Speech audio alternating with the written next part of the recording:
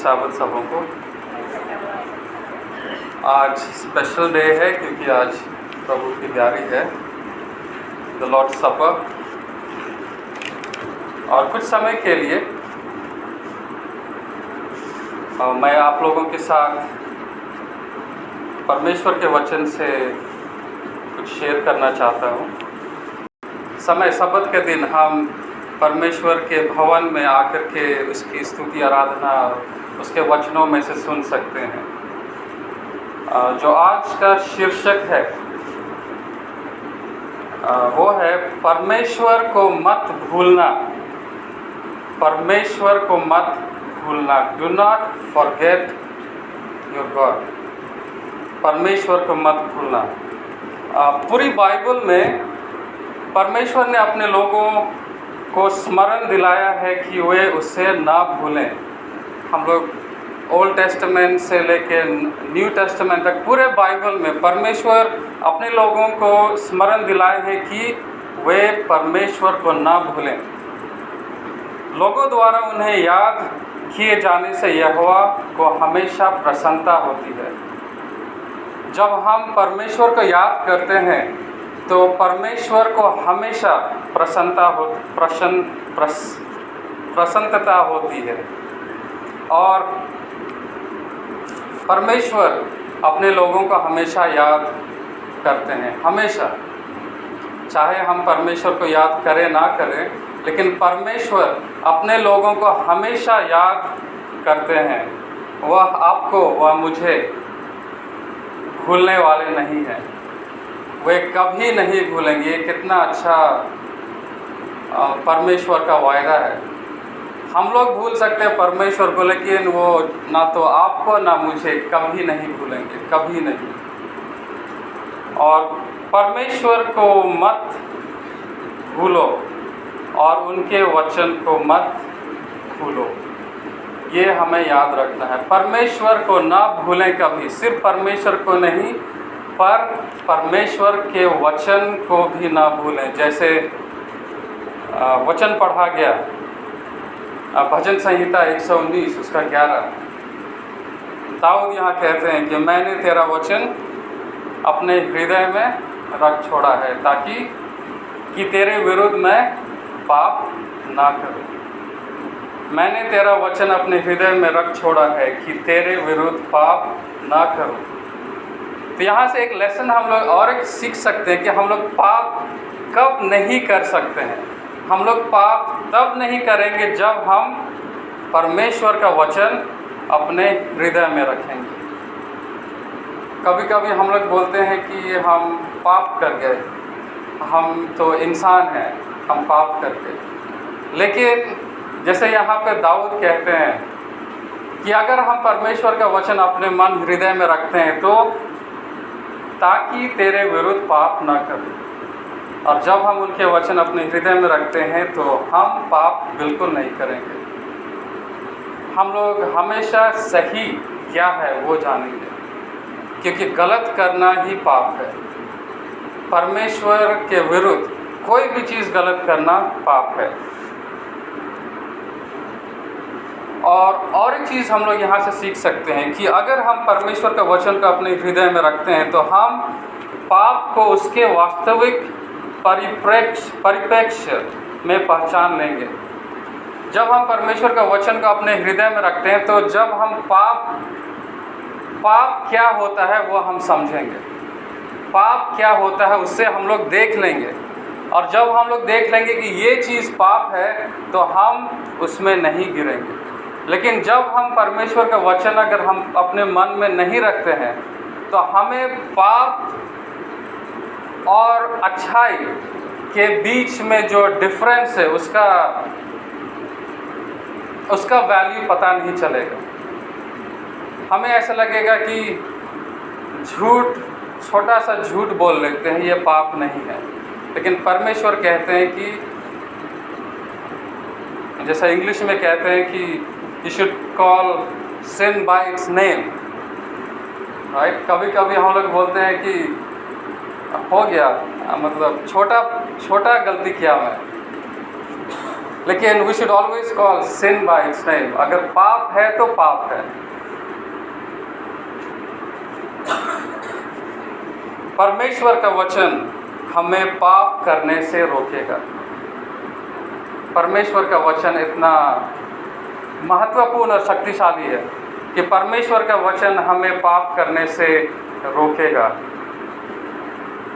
मैं आप लोगों के सामने 3 पॉइंट्स शेयर करूंगा। परमेश्वर को मत भूलना, यह है आज का शीर्षक। सबसे पहला पॉइंट में जाने से पहले चलिए हम लोग एक दुआ कर लेते हैं, छोटी सी। Merciful Heavenly Father, thank you for this time. We are sinners, Lord. We fall always. As we learn this from this sermon, help us to understand, Lord, that never to forget Thee and Thy words. Cleanse us from all unrighteousness. Fill us with Thy Holy Spirit, so that we can understand what has been heard and what has been spoken these few minutes. Thank you, Lord, once again for hearing our prayer. This short prayer ask in Jesus' name. Amen. सबसे पहला point, परमेश्वर के वचन को मत भूलना। चलिए हम लोग पढ़ते हैं व्यवस्था विवरण 4 उसका 9।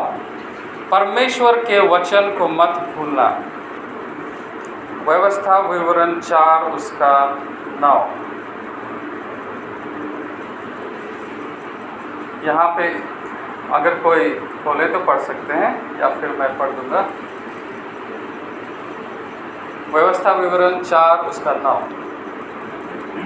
यह अत्यंत आवश्यक है कि तुम अपने विषय में सचेत रहो और अपने मन की बड़ी चौकसी करो।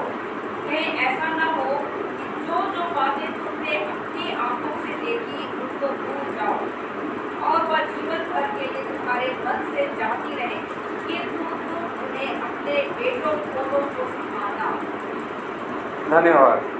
मैं यहाँ से कुछ वर्ड्स यहाँ से मैं पढ़ना चाहता हूँ।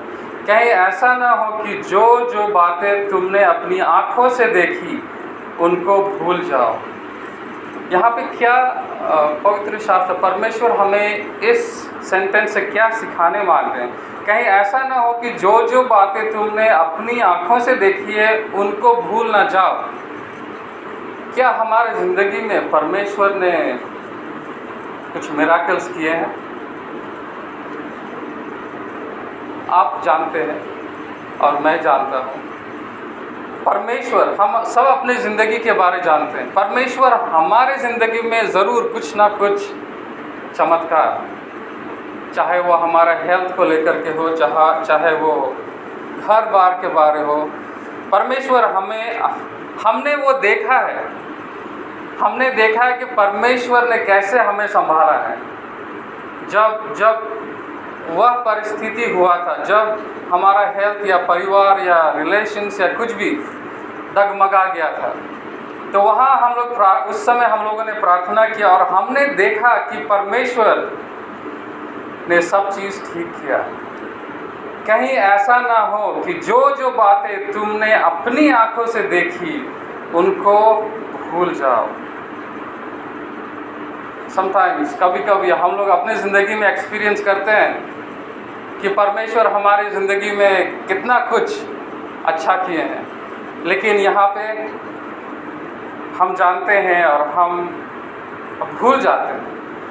उन चीज़ों को हम लोग भूल जाते हैं कि परमेश्वर ने हमें बुरी हेल्थ, जो हम बीमार थे बहुत बुरी तरह, उससे उबारा, उससे निकाला।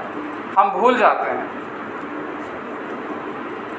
क्या आपकी आंखों ने परमेश्वर की महिमा देखी है? अगर ये क्वेश्चन मैं पूछूं तो शायद हम सब बोलेंगे हाँ, हमने देखी है।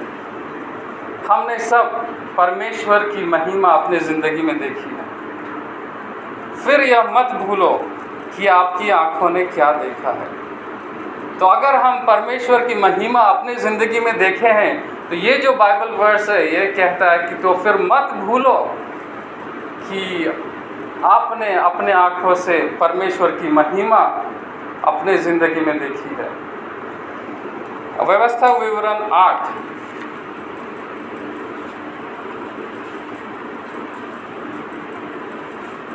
व्यवस्था विवरण 8 उसका 11।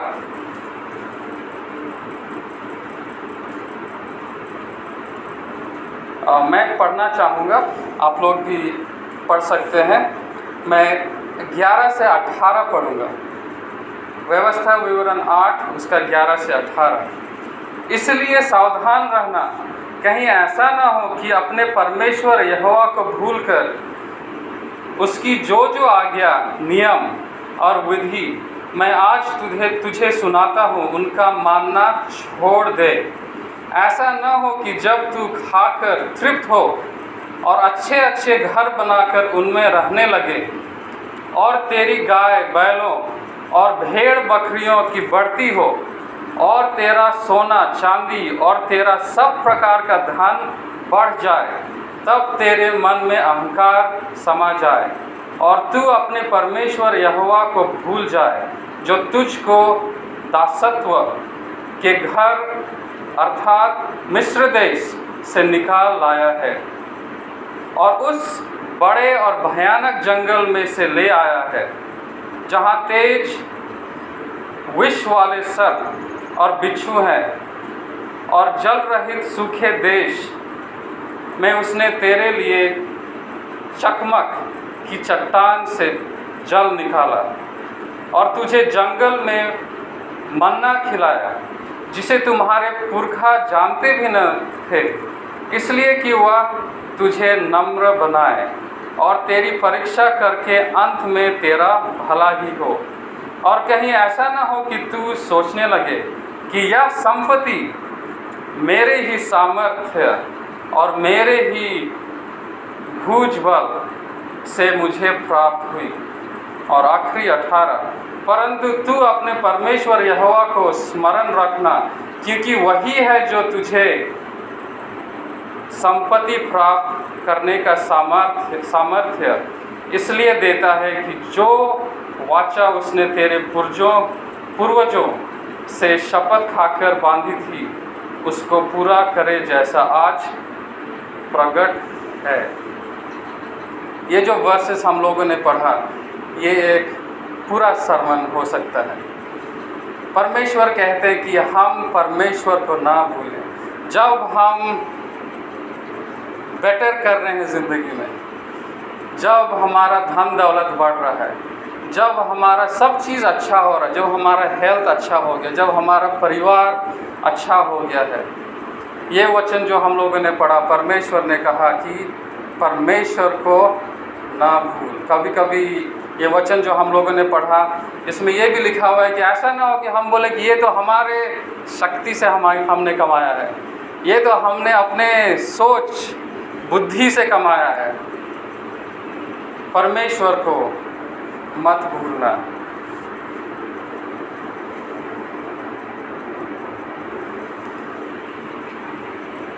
परमेश्वर हमें कभी नहीं भूलते, कभी नहीं। वह अभी भी हमें नाम से जानते हैं, निशांत, वो अभी भी हमें नाम से जानते हैं। वह जानता है कि आप कहाँ रहते हैं। बहुत लोग शायद नहीं जानते होंगे हम कहाँ रहते हैं, लेकिन परमेश्वर जानते हैं कि आप कहाँ रहते हैं। परमेश्वर जानते हैं कि आप कहाँ काम करते हैं। परमेश्वर जानते हैं कि आप कैसा महसूस करते हैं। जो दुनिया में कोई नहीं जानता होगा, परमेश्वर जानते हैं। परमेश्वर ये भी जानते हैं कि आप क्या काम करते हैं। सब चीज़ परमेश्वर जानते हैं। परमेश्वर हमें कभी नहीं भूलेंगे, कभी नहीं। और इसीलिए परमेश्वर को हम भी ना भूलें। चलिए भजन संहिता 103 उसका 2 से 5 पढ़ेंगे। भजन संहिता 103 उसका 2 से 5 मैं पढ़ देता हूँ। यहाँ पे इस प्रकार लिखा हुआ, हे मेरे मन, यहोवा को धन्य कर और उसके किसी उपकार को न भूलना। वही तो तेरे सब अधर्म को क्षमा करता है और तेरे सब रोगों को चंगा करता है। वही तो तेरे प्राण को नाश होने से बचा लेता है और तेरे सिर पर करुणा और दया का मुकुट बांधता है। वही तो तेरी लालसा को उत्तम पदार्थों से तृप्त करता है, जिससे तेरी जवानी उखाब की नाई नई हो जाती है। परमेश्वर हमें कभी नहीं भूलते। परमेश्वर ही तो है जो हमें ये सब दिए हैं। परमेश्वर ही तो है जो हमें ये श्वास दिए हैं, ये अच्छा बल दिए हैं, ताकि हम उसके विश्राम घर में आकर के उनकी स्तुति कर सकते हैं। भजन संहिता 116 उसका 12। भजन संहिता 116 उसका 12। यहोवा ने मेरे जितने उपकार किए हैं, ये एक सवाल है। भजन संहिता 116 उसका 12, यहाँ पे इस प्रकार लिखा हो, यहोवा ने मेरे जितने उपकार किए हैं उनके बदले मैं उसको क्या दूँ। जो भी हम उन्हें दें वो फिर भी कम रहेगा। लेकिन परमेश्वर यहोवा ने जो, भजन संहिता 116 उसका 12 में हम लोगों ने पढ़ा, यहोवा ने जो भी चीज़ हम लोगों के लिए किया है उसके बदले मैं उन्हें क्या दूँ। दूसरा पॉइंट, सबसे पहला पॉइंट जो मैंने आप लोगों से शेयर किया, परमेश्वर के वचन को मत भूलना। दूसरा पॉइंट, परमेश्वर की आराधना करना ना भूलें। परमेश्वर की आराधना करना ना भूलें। क्या आप परमेश्वर की आराधना करना पसंद करते हैं? जवाब होगा हाँ। क्या हम परमेश्वर की आराधना पसंद करते हैं सिर्फ चर्च में? वो भी हो सकता है हाँ। लेकिन क्या हम परमेश्वर की आराधना पसंद करते हैं कहीं पर भी? चाहे वो घर पे हो या खेत में हो या बगीचा में हो, या फिर हम लोगों को सिर्फ गाना गाना चाहिए चर्च आकर के? क्या आप कभी सोचें, या आप भी करते होंगे शायद, जब खेत में आप रहते हैं या पौधों के साथ, कभी आप ज़ोर ज़ोर से भी गाना गाते होंगे, आराधना करते होंगे। बाइबल कहती है भजन संहिता 39 वर्स 3 में, यहाँ बहुत खूबसूरती से दाऊद ने भजन संहिता 39:3 में ये कहते हैं, जहाँ 2 या 3 मेरे नाम पर इकट्ठे होंगे वहाँ मैं उनके बीच में रहूँगा। जहाँ सिर्फ 2 या 3 परमेश्वर के नाम पर इकट्ठे होंगे वहाँ पर परमेश्वर भी रहेंगे। तो अगर हम बगीचे में भी बैठ करके परमेश्वर की प्रशंसा कर रहे हैं, वहाँ पर भी परमेश्वर रहेंगे। परमेश्वर की आराधना करना न भूलें। हम सब जानते हैं कि यीशु के बारे में कि एक व्यक्तिगत उद्धारकर्ता के रूप में, हम सब जानते हैं परमेश्वर यीशु मसीह के बारे में कि वो एक व्यक्तिगत उद्धारकर्ता के रूप में है। परमेश्वर यीशु मसीह हमसे व्यक्तिगत रूप से प्यार करते हैं। वह आपके लिए व्यक्तिगत रूप से मरा। परमेश्वर यीशु मसीह व्यक्तिगत रूप से, वह मेरे लिए मरा, वह आपके लिए मरा, सबों के लिए मरा व्यक्तिगत रूप से। लेकिन यहाँ पे सवाल है, यीशु मसीह हम लोगों के लिए व्यक्तिगत रूप से मरे, लेकिन यहाँ पे ये सवाल है, क्या हम व्यक्तिगत रूप से उससे प्रेम और उसकी आराधना करते हैं? यीशु मसीह व्यक्तिगत रूप से हमारे लिए मरे। अगर सिर्फ मैं ही जिंदा रहता इस धरती में, फिर भी यीशु मसीह आते मेरे लिए अपना जान देने के लिए। लेकिन क्या हम व्यक्तिगत रूप से यीशु मसीह से प्रेम करते हैं? क्या हम व्यक्तिगत रूप से उसकी आराधना करते हैं? चलिए तीसरा पॉइंट, मैं क्वेश्चन पूछता हूँ। पहला पॉइंट क्या था? क्या ना भूलें जी? परमेश्वर के वचन को ना भूलें। पूरा सारा टॉपिक है परमेश्वर का ना भूलें। सबसे पहला पॉइंट था परमेश्वर के वचन को ना भूलें, और ये जो दूसरा पॉइंट क्या था, क्या चीज़ को ना भूलें?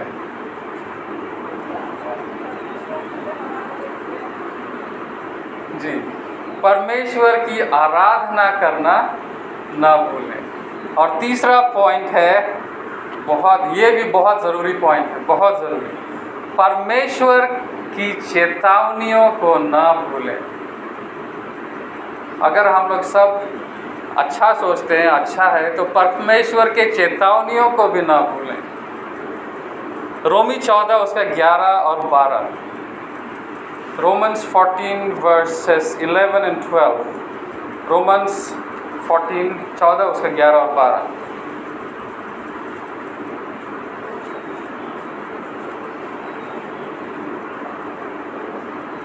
यहाँ पे इस प्रकार लिखा हुआ है, जी, और जो कोई भी ऑनलाइन देख रहे हैं यूट्यूब में, वो भी बाइबल खोल करके पढ़ सकते हैं। रोमी 14, 11 उसका 12, क्योंकि लिखा है, यहोवा की यह वाणी है, मेरे जीवन की सौगंध, यही ट्रांसलेशन है, हर एक घुटना मेरे सामने झुकेगा और हर एक जीभ परमेश्वर का अंगीकार करेगी। सो हम में से हर एक परमेश्वर को अपना अपना लेखा देंगे। परमेश्वर की चेतावनियों को ना भूलें। Do not forget his warnings, क्योंकि हम लोग आखिरी में व्यक्तिगत रूप से अपना अपना लेखा देंगे, व्यक्तिगत रूप से।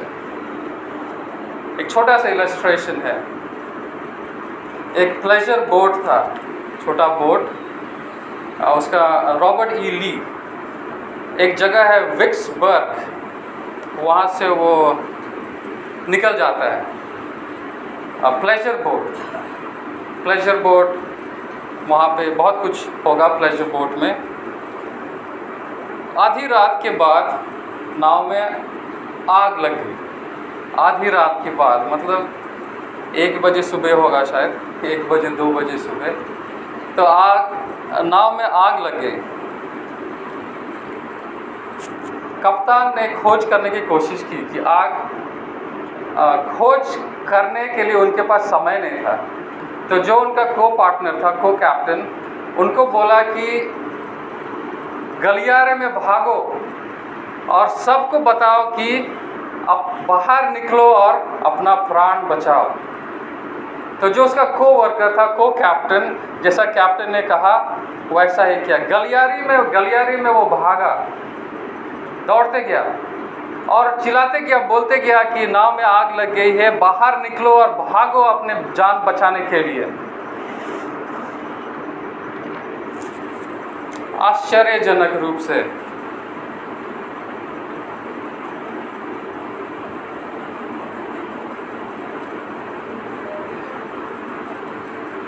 कुछ लोग सोचने लगे, ये कैसा आदमी बेरुखी रूप से हमें उठा रहा है 1-2 बजे रात में, ये प्रैक्टिकल जोकर है या क्या है, हम लोगों से मजाक कर रहा है। इतने गहरी नींद में हम सो रहे हैं, 1-2 बजे सुबह हमें उठा रहा है चिल्ला करके।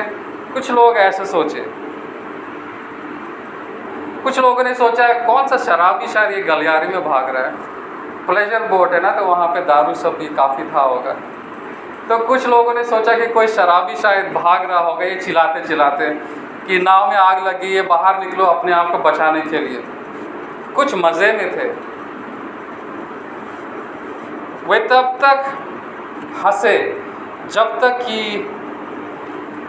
उन्हें जो वो को कैप्टन था चिल्ला रहा था कि बाहर निकलो गलियारे में दौड़ते हुए, जब तक उनका आवाज़ उनको सुनाई देना बंद ना हो गया,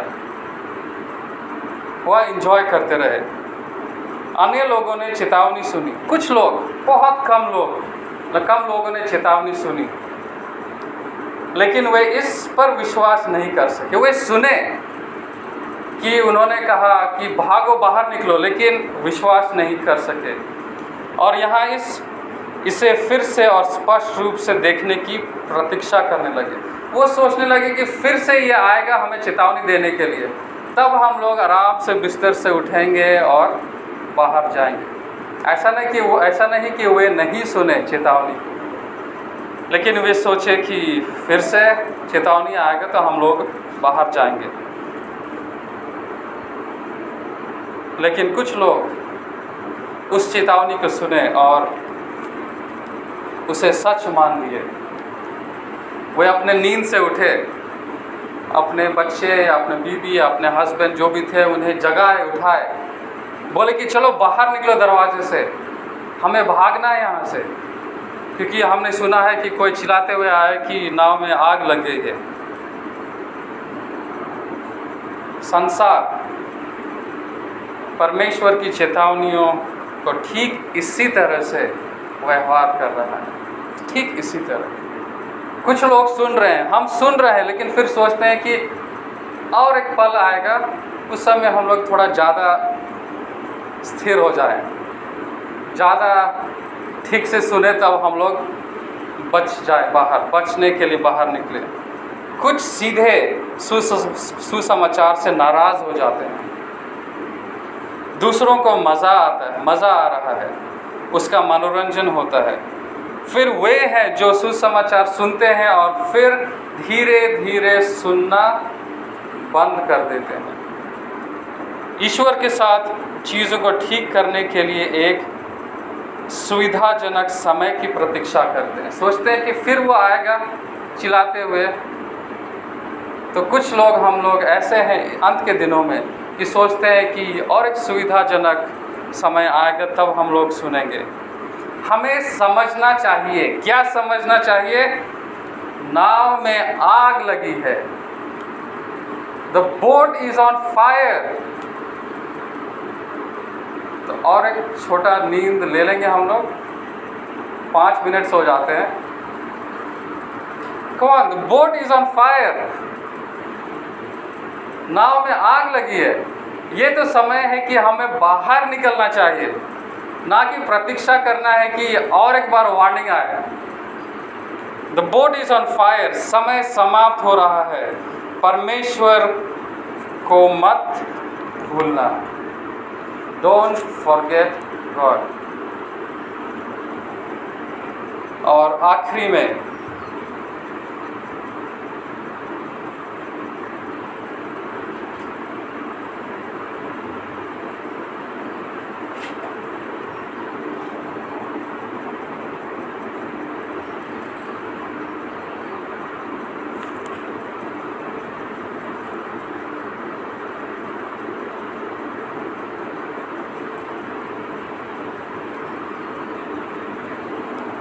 और आखिरी में, जैसा आज प्रभु की ब्यारी है, फसह का पर्व, फसह मिस्र की दास्तां को इज़राइल के छुटकारे का स्मारक था। पासओवर वो मेमोरियल था पासओवर का। और प्रभु भोज पाप और शैतान के भारी बंधन से हमारे छुटकारे का स्मारक है। इसलिए जिस प्रकार प्रत्येक विश्वास योग्य इजरायली निश्चित रूप से, अगर हम लोग नंबर्स 9 पढ़ेंगे, जब आप घर जाए तो ये पढ़े, गिनती की पुस्तक 9, जिस प्रकार प्रत्येक विश्वास योग्य इजरायली निश्चित रूप से, बिना भूले, निश्चित रूप से नियत समय में सभी रीतियों के अनुसार फसह का पर्व मनाते हुए पाए जाते थे, उसी प्रकार प्रत्येक सच्चा और विश्वास योग्य मसीही अपने नियम समय में और सभी रीतियों के अनुसार प्रभु भोज का उत्सव मनाते हुए पाया जाएगा। और फसह का पर्व इज़राइल की संतान को मिस्र की गुलामी से निकालना था। और परमेश्वर ने अपने लोगों को उन घटनाओं को याद रखने के लिए फसह का पर्व को इस्टेब्लिश किया था, ताकि इजरायली ना भूले कि परमेश्वर ने उन्हें मिस्र से कैसे निकाला है। और आज जैसे हम फसह के पर्व की तरह प्रभु की ब्यारी या प्रभु का भोज की स्थापना हमें यह याद रखने में मदद करने के लिए की गई थी कि मसीह ने हमारे उद्धार के लिए क्या किया है। हम में से जो लोग प्रभु भोज या जो लोग हम लोग प्रभु भोज में हिस्सा लेंगे, वो याद रखने के लिए ऐसा करते हैं। और आखिरी में यह स्पष्ट होना चाहिए कि प्रभु की ब्यारी एक ईश्वरीय अध्यादेश है। इंग्लिश में इसे कहते हैं डिवाइन ऑर्डिनेंस। ये बहुत सेक्रेड ऑर्डिनेंस है और हम इसे अपनी इच्छा से नहीं बदल सकते हैं। लॉर्ड सपर ये एक आज्ञा है, जैसे यीशु मसीह ने किया कि इसे याद करो, ये करते रहो जब तक मैं दोबारा ना आऊँ। इन माई रिमेम्बरेंस, इसे करते रहो। और हम अपनी इच्छा से इसे नहीं बदल सकते हैं, हमें जीवन भर उनका पालन करना चाहिए। प्रभु भोज के साथ भी ऐसा ही है। लूका 22 इसका 19 आखिरी टेक्स्ट मैं पढ़ूँगा। लूका 22 इसका 19 में इस प्रकार लिखा हुआ है, मेरे स्मरण के लिए यही किया करो, मेरे स्मरण के लिए यही किया करो। चलिए हम लोग परमेश्वर को ना भूलें, परमेश्वर के आज्ञाओं का ना भूलें और जो भी डिवाइन ऑर्डिनेंसेस हैं उनमें भाग लें, क्योंकि परमेश्वर यीशु मसीह कहते हैं कि जब तक मैं दोबारा ना आऊँ ये करते रहो। Remember this to keep doing till the time I come back again. May God bless all of us. परमेश्वर हम सबको आशीष दे।